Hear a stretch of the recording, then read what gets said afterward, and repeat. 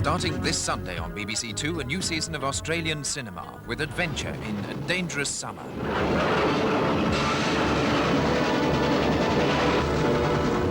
In Heatwave, an architect becomes involved in a corrupt property development. Eden's a model. It's very expensive. But the real essence of the design can be duplicated in 1,000 much more simple ways that everyone can afford. For a man who thinks he knows all the answers, you're remarkably naive. While Strikebound relives the struggles of a mining community in the 1930s. You've sacrificed the entire working class struggle for 34 and 6 and a bundle of bloody clothes. The timberlands of New South Wales are the setting for The Winds of Jarrah. An English girl takes a job as a children's governess. And the season starts with We of the Never Never, a story of the hardship endured by a newly married woman as she comes to terms with life in the outback.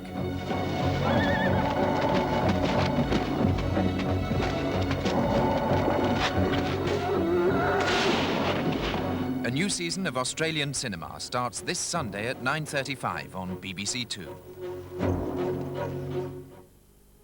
Some of the past week's television will be reviewed by Ludovic Kennedy and his guests in Did You See in 40 minutes. First on Two, a look at school days. Now the war is over.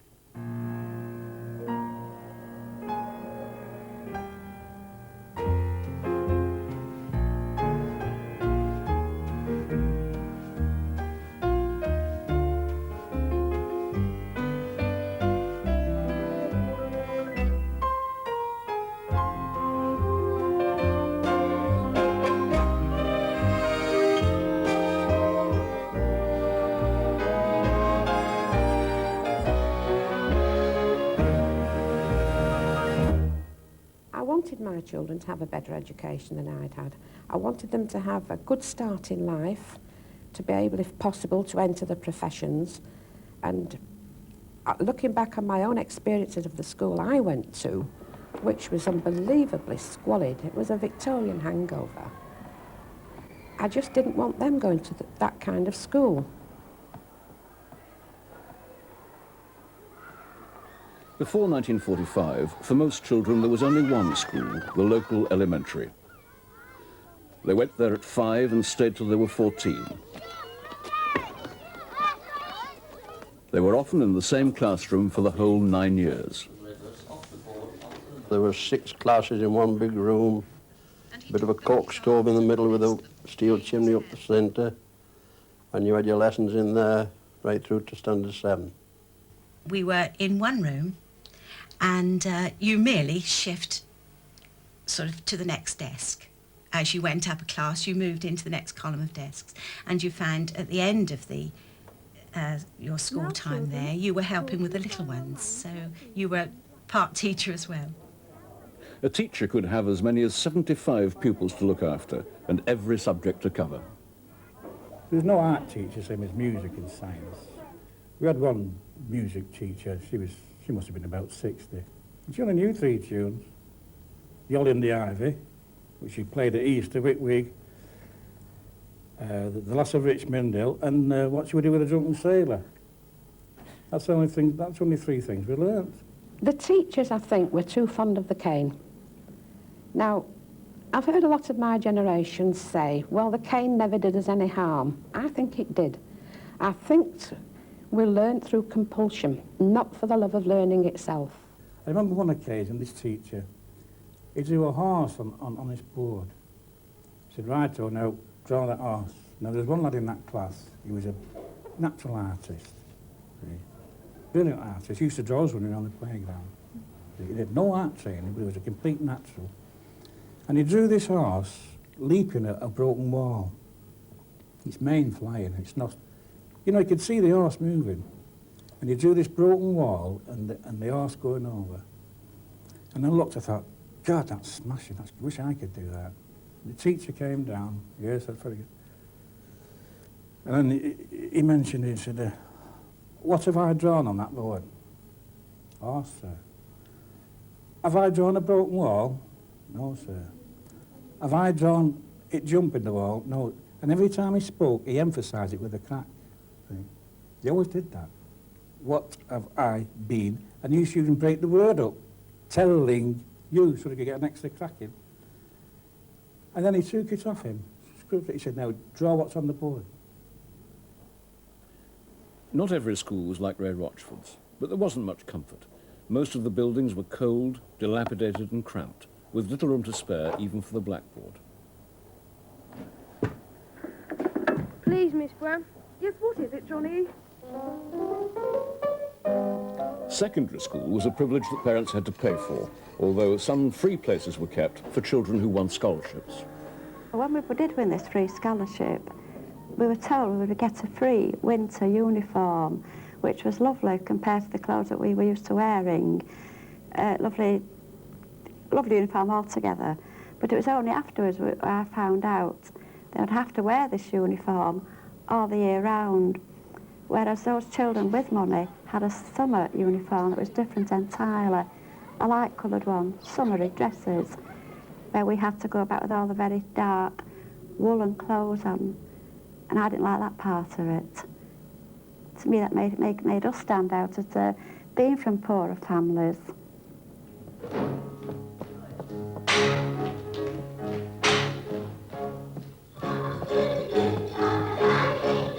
To secure for children a happier childhood and a better start in life.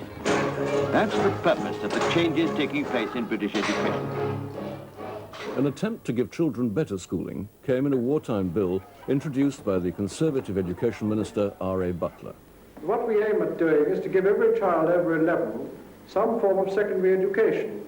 That's to say, some practical, some general, some what you'd call academic. We hope the age will go up to 16 as soon as possible, and then after that we want to give the children some form of continued education when they're at work in industry. Don't say we can't afford it. The cost of 4 days of war alone would keep this scheme going for a year. We can afford anything when we are buying the future of our children. Let us make this new Education Act a real children's charter. It's important to say that the Butler Act was the product of Labour and Conservative and agreement with the church authorities. It's important that because the consensus is the great thing about that. Everybody was agreed about the policy. There was no bickering about as there is nowadays. And it was a completely fresh start for education, a new deal for the nation's children. The uncoordinated patchwork of local authority and some church schools was brought into a unified system with the aim of looking after children from 2 to 18. Most important was the right of every child to free secondary education, and the schools themselves were to be properly equipped, brighter, more cheerful places where children could enjoy learning. Ellen Wilkinson was the new Minister of Education when Labour came to power in 1945, but policy was vague. As one of the party's leaders was overheard to say, there aren't many votes in education. Actually, there was very little about education in Let Us Face the Future, the election programme. So Ellen said, go and ring up Transport House and find out what Labour Party policy is. So I rang up Transport House and they said, get on with implementing the 1944 Act. And I rang up the TUC and they said the same. And beyond that, we hadn't got any very clear directive.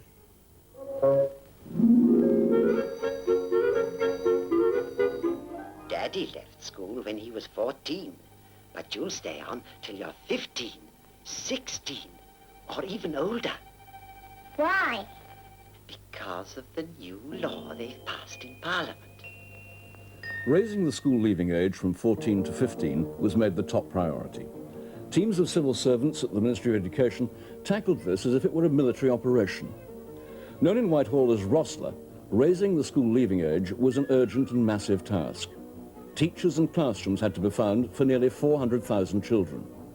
Pushing this through in the lean post-war years required every bit of bureaucratic skill. The deadline of April 1947 was only 2 years away. So here what you had was, in fact, a very young team, all of us really in our early 30s, taking this whole operation in hand and really getting stuck in. So here was the ministry creating the administrative opportunity, cutting through all the red tape. We had to be absolutely, we turned the whole administrative system inside out and said, what do the local education authorities actually need that they must have? What they needed first were 70,000 new teachers. An emergency scheme was set up, a one-year crash course in teaching. By the time it's completed, an extra 37,000 men and women will have been trained. Colonels, footmen, gardeners, civil servants, nurses, dressmakers, many with children of their own. They bring a new outlook and strength to this vital job, a strength that's needed, for Britain will never win through in this highly competitive world unless she plays her first team. After spending 6 years in learning how to kill and destroy, it had a very strong attraction that if we went into education and teaching, that we would be doing something that was constructive and useful, and instead of destructive. Hey, excuse me. Just a minute. How would you like a job? With a good salary, professional status, and a pension. Yes, but... Are you over 21 and under 35? Yes, of course you are. And have you done any form of national service for 1 year, or anything to which you were directed? Yes, but what is this job? School teaching. You'll get 1 year's free training and maintenance allowance if needed. Look, the children need you. It's a worthwhile job. More teachers, smaller classes. Help to train the next generation. 54 temporary teacher training colleges were started. At Wyndham in Norfolk, a military hospital was converted into a residential college. May Sumser Ali and Kathleen Taylor were trained there. Yes, I can remember when I first came and saw the whole setup, I said, oh, what a dump. There was my friend, she'd been in a stately home for this course. Number 3 hut, window. Yes. My bed was there. Was it? Imagine. I slept there for a year. Ah, this is my corner, do you remember? Well, I'd always wanted to teach, but I had to leave school at 14 because there was not enough money at home. And so this was a great opportunity for me. In fact, it was the answer to the Maiden's Prayer. At that time, I was 25, and I decided that I wasn't going to be married. So if I was going to be single for the rest of my life, I may as well have a really worthwhile job, because I was a shop assistant just then. But I'd been 4 years in the forces. So I applied for the emergency training scheme. To our astonishment, I think 124,000 people applied. And we had rather rashly said that we would interview everyone who applied. I think he's quite a possibility. Left school at 14, didn't he? True. But he's had a lot of useful experience since then. He's kept up his reading too, and he expresses his ideas well. The onus was on them to prove to the committee that they were the sort of people who would make good teachers. Nobody worried very much about their paper qualifications. And I remember going into this room with lots of people talking and calling to each other. And the one in charge brought me a sheet of paper and a pen and said, write an essay. And I said, I can't write an essay in this noise. And he said, well, in that case, I don't think you'd better go into teaching. Admittedly, the courses were shorter than the normal full teaching course. They were open to people irrespective of educational qualifications, but they brought in a new life and vigour, people who really wanted to be teaching, and I think it was one of the best things that ever happened to the teaching profession. The shortage of schools was harder to put right. There was already a classroom crisis without the burden of the extra school year. The problem of school buildings was already a serious one in 1939. It was made much more serious by the violence of war. In London alone, more than 1,000 schools were damaged and over 200 were completely destroyed. There wasn't much time for repairing damaged schools. The need for classrooms was immediate. The Ministry of Education launched 2 more operations. Horsa, the hut operation for raising the school age, and Sforza, the same but for school furniture, brought a temporary solution, prefabricated schools. They were very hot in summer and diabolically cold in winter. And in fact, one winter, whichever was the very cold winter after the war, the ink froze several times in the morning. And I was told to be brave and we were allowed to put our outdoor clothes on and scarves, but finally, on one occasion, I thought enough is enough. And I took the whole class over to the main building and knocked on the head's door and said, "We're too cold. Can we sit in your room?" Permanent schools were also built, many designed by architects determined to improve the whole atmosphere in schools. As soon as you got to them, it was instantly recognized by teachers and children that they were designed for their use. They weren't designed as monuments to architectural ideas. Children could reach the pegs, they could look out of the windows, and the furniture fitted them, and the lavatories were domestic and small. I think it had a liberating influence. You didn't walk down a corridor into a room and see 40 desks and a blackboard. You had colourful circulation areas with pots of flowers and children's pictures in them, and bright colour and light furniture which you could move about. You could model the interior to your requirements. It wasn't a set piece that you had to conform to. Over 1,000 new schools were built between 1945 and 1951, but most were for primary school children. The old, dark elementary school buildings were still commonplace in the 40s. With so many calls on the nation's purse, education wasn't a top priority. When the Cabinet threatened to postpone raising the school leaving age, Billy Hughes took action. When the crucial question came of the Cabinet threatening to postpone the raising of the school leaving age, I was rushing around the Labour backbenchers, getting them all to threaten that they would revolt if the date was postponed. And luckily I managed to mobilise enough support to help Ellen to fight her battle through the Cabinet. Ellen Wilkinson died in February 1947. The school leaving age was raised on target by her successor, George Tomlinson, forced to leave school himself at 12. Oh, George Tomlinson was a lovely man. He really believed in it. When he was questioned about everybody wanting secondary education, he said, "Well, I look at it, when a road sweeper leans on his broom, why shouldn't he think about Shakespeare instead of thinking about dogs?" Education Minister George Tomlinson visits Broxbourne Modern School. Under the new Education Act, the school leaving age is raised from 14 to 15 as from this month. You are the first batch of children who will be affected by it. I wonder now, just what you do think about it. I don't mind, as long as I don't have to do the same lessons. Oh, we'll see to that. And what is it you want to do? I want to do shorthand and typing so as to get a good job. I managed the typing part, but wasn't very successful with the shorthand. Well, you get your opportunities with the raising of the school leaving age. Do I take it that you're all in favour of remaining at school another year? Yes. Did I hear some no's? I want to be a glazer in a building firm. I shall get on better if I leave. I have a job waiting for me. Yes, but if you stay in school for another year, you'll be all the better qualified for the job when you start.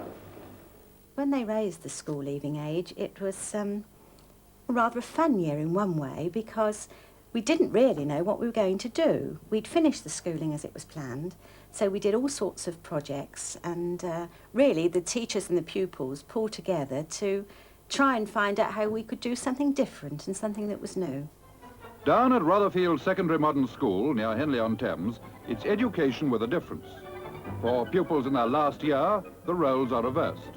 The girls learn something of those jobs that usually fall to future husbands. And they put up a mighty good performance, too. It's training for life, says Headmaster Mr. F.C.E. Anson. We therefore had 12 months in which to consolidate the work from 11 to 14 and to put new things in which would interest and educate the 14-15 age group. The girls are doing fine, but what about the boys? With a little correction, he's got the makings of a perfect husband. There I am, obviously being taught something about ironing so I can help my mother out. Rotherfield, I think, was a forerunner in experimenting, one might say, in introducing different subjects. When the boys did cookery, first of all, the teacher was horrified at the state of their hands. That was one of the things that she overcame. And also, it gave us a chance to get our own back a little, because as we came out of the cookery class, the boys would be lined up ready to take the cakes from us. And so now the girls could line up and chase the boys for their cakes. Although it wasn't enforced by law, the ministry recommended 3 types of secondary school. For the more academic children, there were grammar schools. For the mass of children who were expected to go into unskilled jobs, there were modern schools. And for the others who might hope one day to get skilled work, there were technical schools to train them. There was a general belief, I believe totally false, that children were divided into 3 kinds. It was sort of platonic. There were golden children and silver children and iron children. When you are 11 years old or so, you leave your junior school and go to a school for bigger boys. There are 3 different kinds of school course, and you'll go to whichever one suits you best. And no fees either. This is what goes on in a technical school course.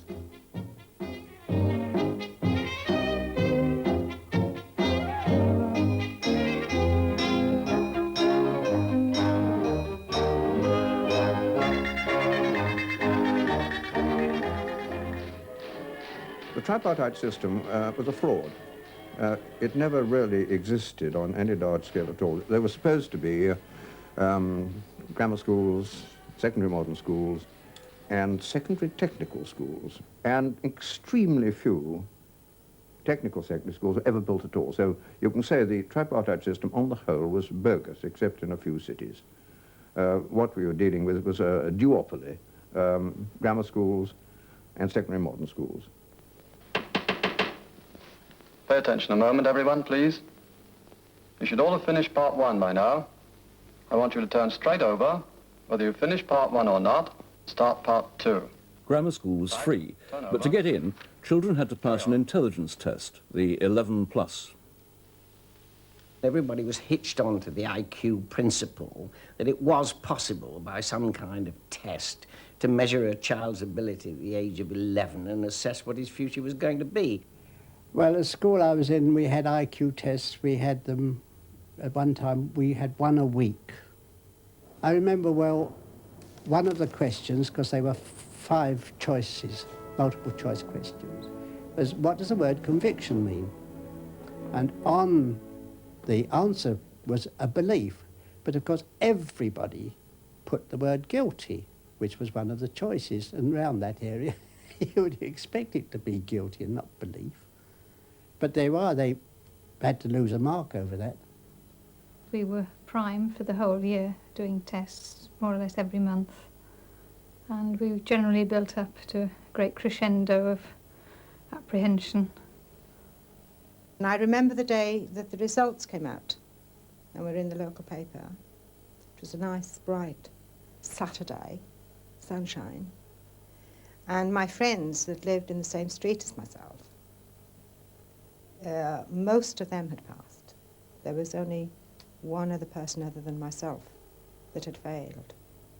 We were all assembled in the hall, and the head teacher read out a list of the people who had passed. And then, as we all lived fairly close to the school, the ones who had passed were allowed to run home and give the good news to their parents. Going to grammar school wasn't all good news for those who got in. I was then sent to a school where Latin and Greek were the norm, and I had had no preparation for that whatsoever. On the social level, I think, were more problems. School uniform, for a start, was something I'd never come across, and I was put into a beautiful pink, white and black school uniform, and then had to each night return to the back streets of Camberwell, which really isn't the best kind of place to wear that kind of uniform, and I suffered quite badly from local bullies and so on because of it. And here are some of the things they do in a grammar school course.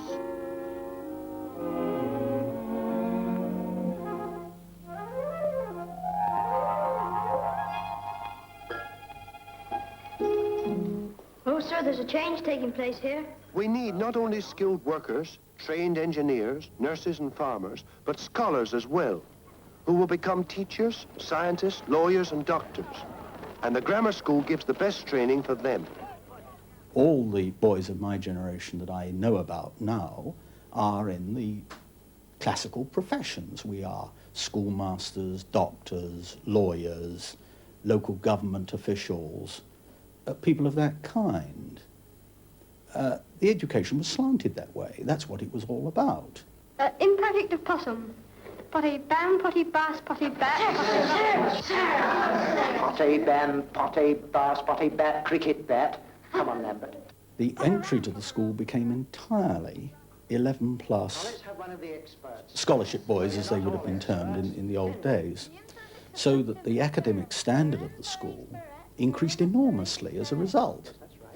For those of us who were more able, the grammar school system was a brilliant success. We were, as it were, the elite, even in a small country town. Life was a lot simpler because all one had to do was to keep your head down, do the work, and there was a job waiting at the end of it. The teachers that we had did quite well in arousing intellectual curiosity, though the structure of the courses was very much more formal than it is today. There were no such things as school trips out. There was very little after-school activity. The number of sports that you could do was very, very limited. You played soccer in the winter, you played cricket in the summer, and if you wanted to do anything else, you're looked on as being rather odd. For the 70% of children in secondary moderns, the emphasis was quite different. Here are some of the activities that go on in a modern school course.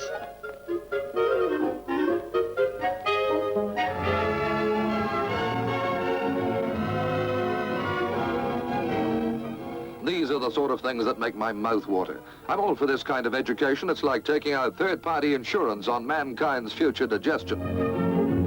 This leads to their Holy of Holies. It's the entrance to a self-contained flat, which even the school staff aren't allowed to enter until the girls are satisfied everything's shipshape.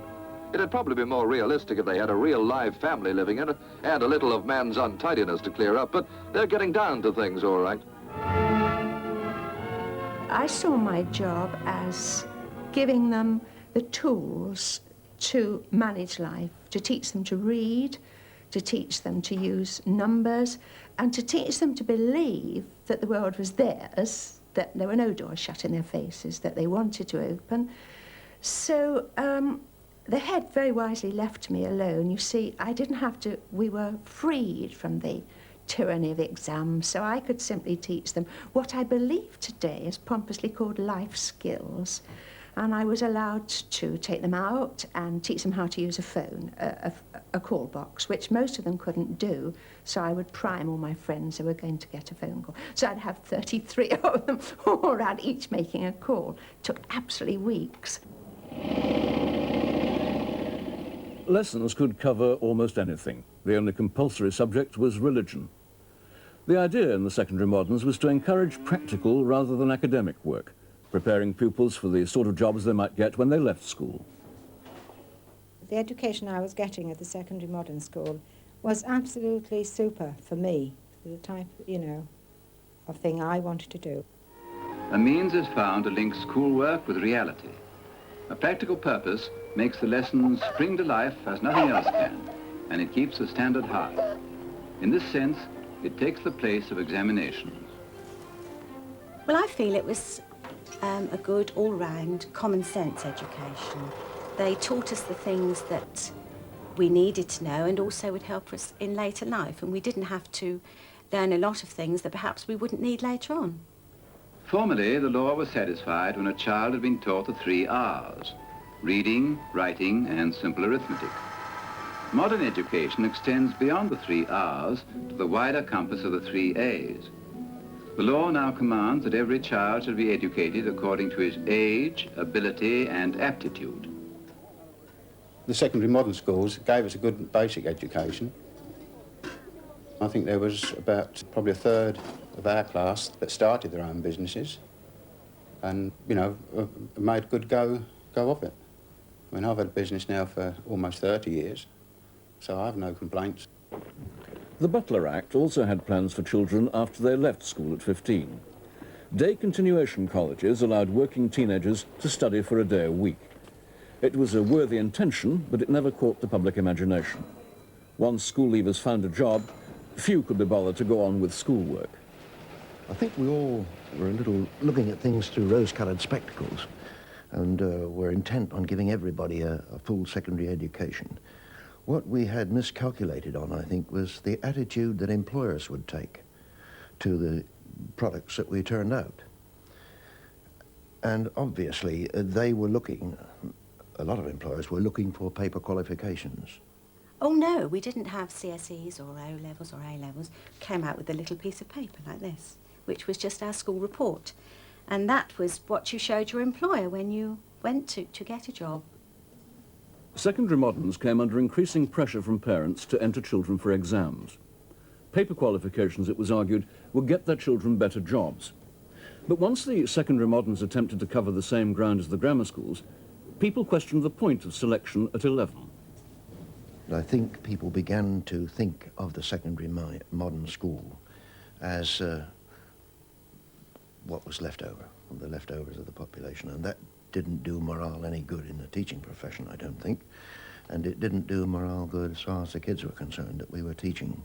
They were all going to be equal but different, and it didn't work, and it took me and the rest of the teachers and the rest of the pupils very little time to discover that there was no parity of esteem, that it was just lip service, that a lot of the secondary modern children, to begin with at any rate, was merely housed in the old elementary schools, that the money was not forthcoming for the secondary moderns, that in the grammar school, the old grammar school, which was now the state grammar school, there were maybe 2 labs, the chemistry lab, the physics lab, enough Bunsen burners and all the rest of it for 1 between 2.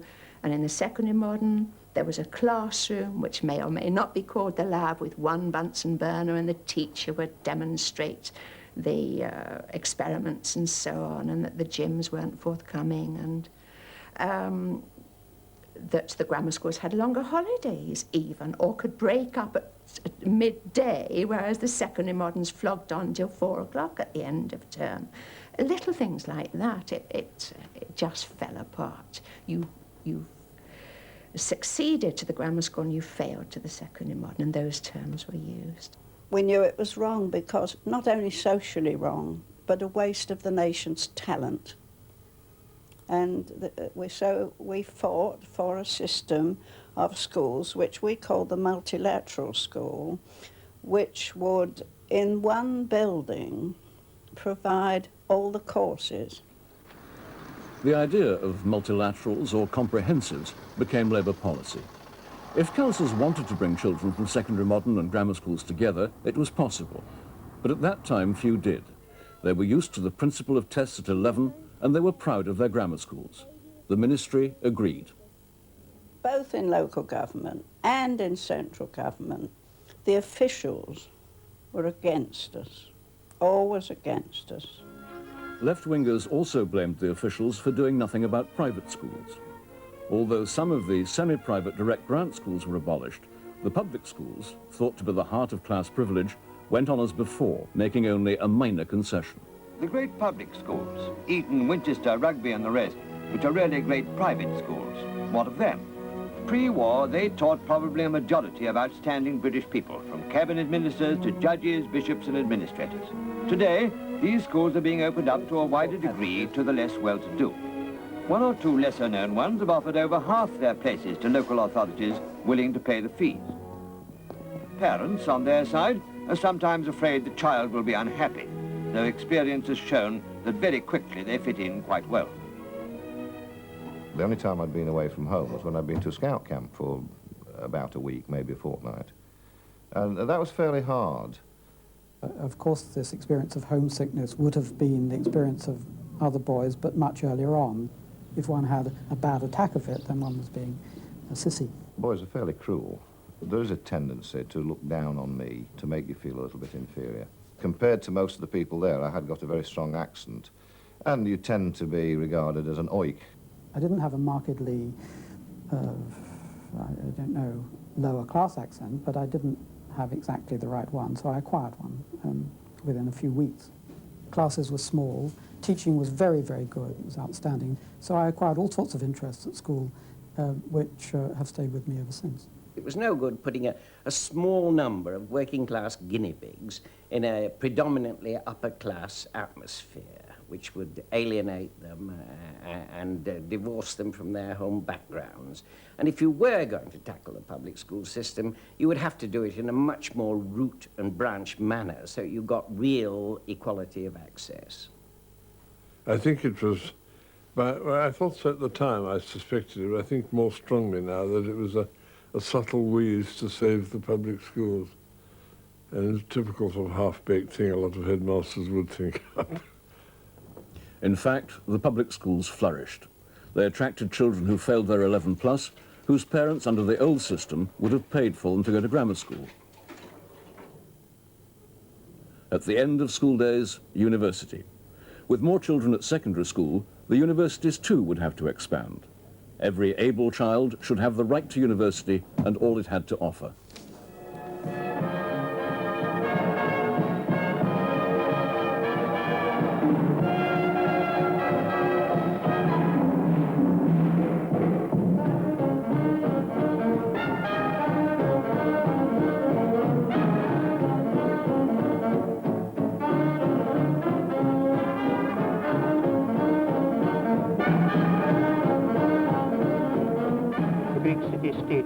Overcrowding was a problem. Universities were packed out with students, many returning to do degrees interrupted by the war. Feeling and action were always too strong. You'll find a seat here. Sparta would not fight. Great credit is due to the universities for the way they're coping with their increased population. Numbers are up 70%. Married students living sometimes in caravans or rooms much too small. Students queuing up for meals. Students in the lecture rooms, wedged close together, their numbers so great that lectures are often delivered twice over. We students have often been described as academic spivs. The returning servicemen often found little in common with the students straight from school. The problem of your lives, and whether you are jaded ex-servicemen or bouncing schoolboys and schoolgirls.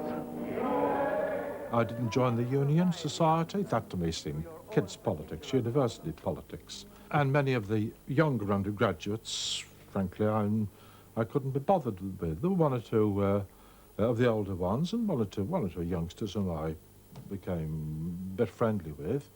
But I was there to work. I wasn't there to flam around. When I got to Oxford, instead of doing the studying, I was going to the parties. And I think there were parties of every kind all the time. And people were, in fact, relaxing after the war. There were so many undergraduates who had been in the war coming up, and they just wanted to have a good time, understandably, after being in the war. I wanted to train myself, equip myself to contribute towards shaping this wonderful new world of full employment, of the welfare state, of concern, of compassion, of movement forward that we'd learned about in the army and that we thought the war had made even more significant to us. In 1950, over 85,000 graduated from the universities, nearly twice the pre-war figure. It was a major achievement for those post-war years when so much else needed to be done. For many families, it was the first time their children had a chance to get on. My children benefited enormously from their education. They all passed their 11+. They went to lovely grammar schools, and they went on to do two went on to do A-levels and into higher education. And, well, of course, they wouldn't be where they are today without that education. With hindsight, the 40s seemed to be in-between years, a bridging period from the time when a good school was a matter of luck or money to today's comprehensive approach. Expanding education was seen as a goal in itself, and battles over the finer details were left for later generations to fight. Looking back, I think we did practically nothing. We didn't exactly stop still, but we certainly didn't progress. I think we digressed all over the place. I suppose the only thing about those years was it made us rethink what education was all about. I'm not sure we then did anything about it, but we certainly rethought, why are we teaching them? Are we teaching them because we're teaching them? Are we educating them because we've always educated children, or they've jolly well got to have education along with cod liver oil, milk and dental care? Should we not be educating them for some specific reason rather than you are going to get education?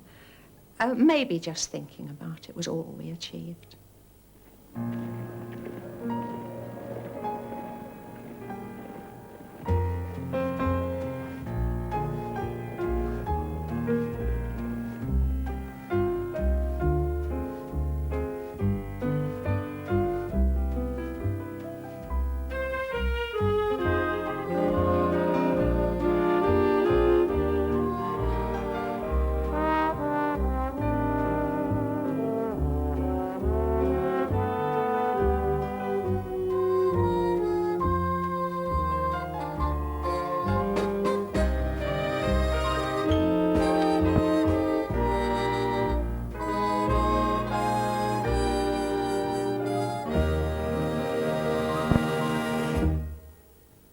Next Friday at 9:30 we look at the Festival of Britain, which brought fun and a glimpse of change as red washing up bowls and televisions on the HP mark the end of austerity.